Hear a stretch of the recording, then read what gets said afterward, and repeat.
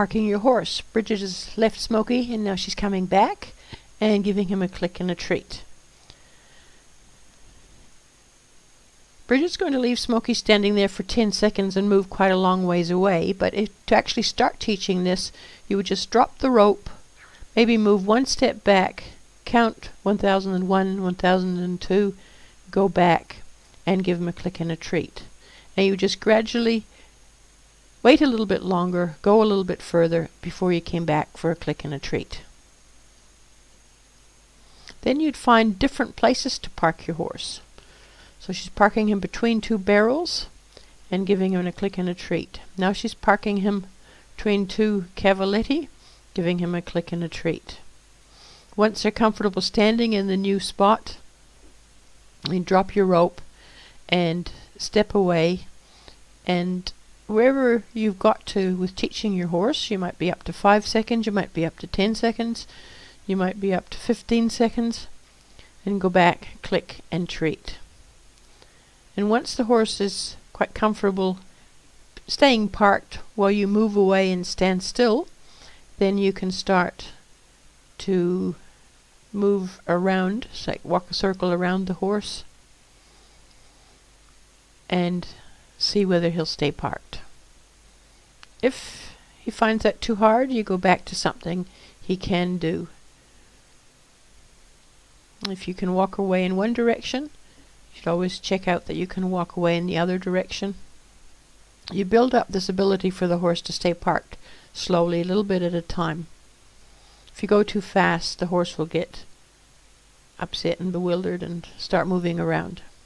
So you want to always reward before they've moved around. She's going to park him in this little space, but instead of parking him straight away, she walks him through the space first so that he gets a feel for it, how it looks.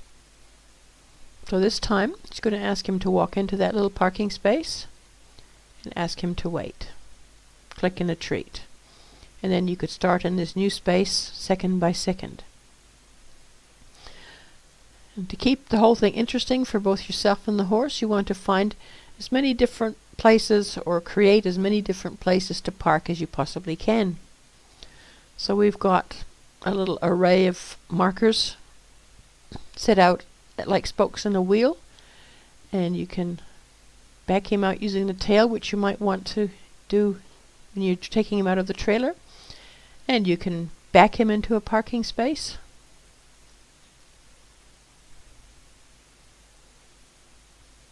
Everything's done quietly. This is one step at a time.